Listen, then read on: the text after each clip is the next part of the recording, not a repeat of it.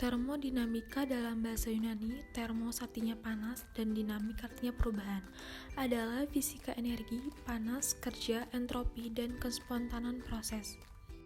Termodinamika merupakan suatu ilmu yang mempelajari tentang perubahan suhu atau perubahan panas.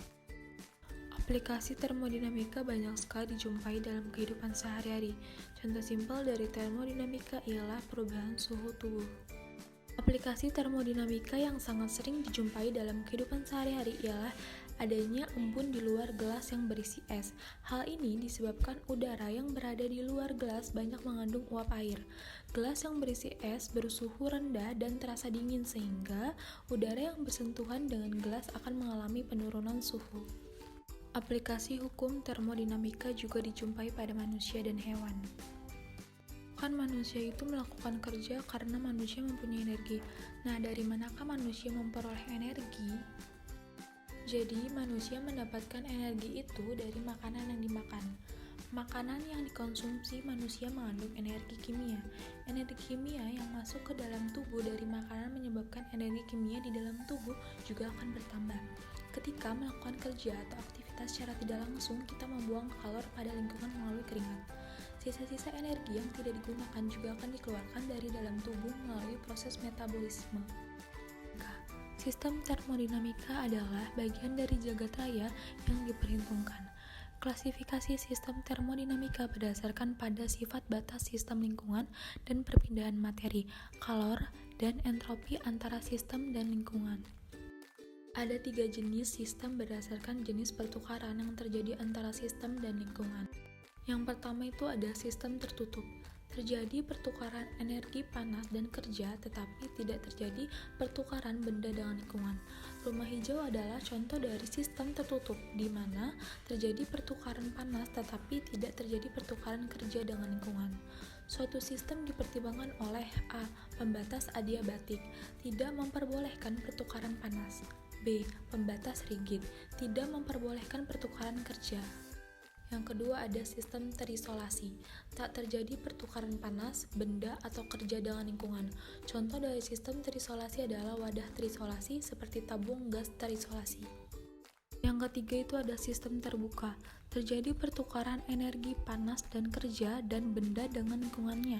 Sebuah pembatas memperbolehkan pertukaran benda disebut permeabel. Samudra merupakan contoh dari sistem terbuka. Ketika sistem dalam keadaan seimbang dalam kondisi yang ditentukan ini disebut dalam keadaan pasti.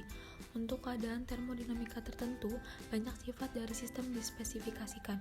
Bagian selanjutnya dalam seksi ini hanya mempertimbangkan properti, yang merupakan fungsi keadaan.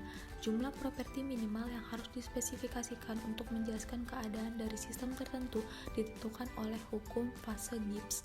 Pengembangan hubungan antara properti dari keadaan yang berlainan dimungkinkan. Aplikasi termodinamika dalam kehidupan. Yang pertama itu ada termos.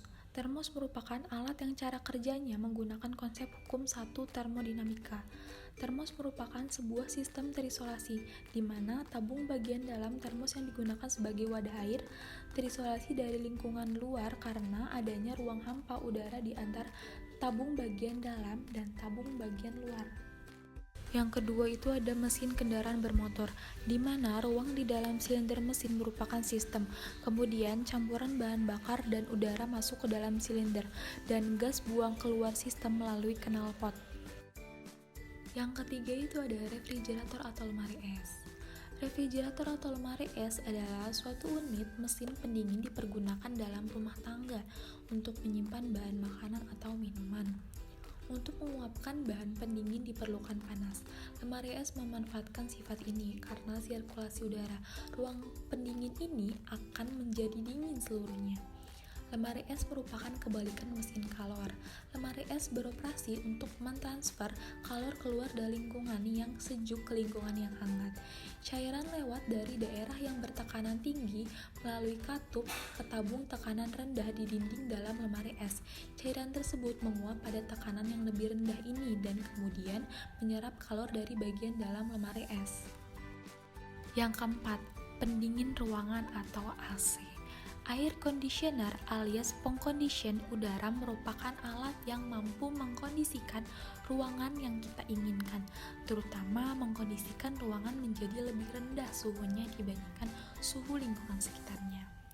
Kunci utama dari AC adalah refrigeran, yang umumnya adalah fluorokarbon yang mengalir dalam sistem, menjadi cair dan melepaskan panas saat dipompa, dan menjadi gas dan menyerap panas ketika tekanan dikurangi. Mekanisme berubahnya refrigeran menjadi cairan lalu gas dengan memberi atau mengurangi tekanan terbagi menjadi dua area. Pada kompresor, gas refrigeran dari cooling coil lalu dipanaskan dengan cara pengompresan. Penerapan hukum termodinamika 2 dalam bidang farmasi. Yang pertama itu ada penggunaan energi panas dalam pengobatan, misalnya diagnostik termografi, mendeteksi temperatur permukaan kulit. Termografi dengan prinsip fotokonduktivitas. Dengan menggunakan kamera inframerah, panas yang dipancarkan kulit berupa radiasi inframerah oleh susunan optis yang dijatuhkan ke detektor inframerah menjadi kontinu oleh transducer. Inframerah diubah menjadi pusat listrik. Kemudian diperkuat dengan amplifier dan ditampilkan gambar di layar cathode ray tube atau CRT. Untuk mendapatkan hanya berkas inframerah saja, pada transducer dipakai filter transparan yang hanya melewatkan radiasi inframerah. Yang kedua itu ada pembuatan emulsi dengan bantuan emulgator. Prinsipnya dengan bantuan emulgator untuk mencampurkan zat-zat yang tidak saling campur.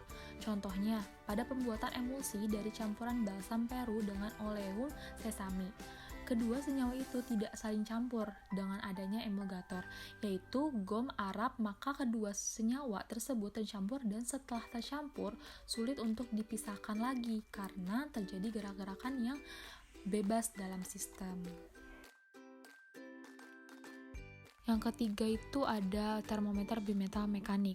Keping bimetal memiliki dua buah keping logam. Prinsipnya, apabila suhu berubah menjadi tinggi, keping bimetal akan melengkung ke arah logam yang koefisien muainya lebih rendah.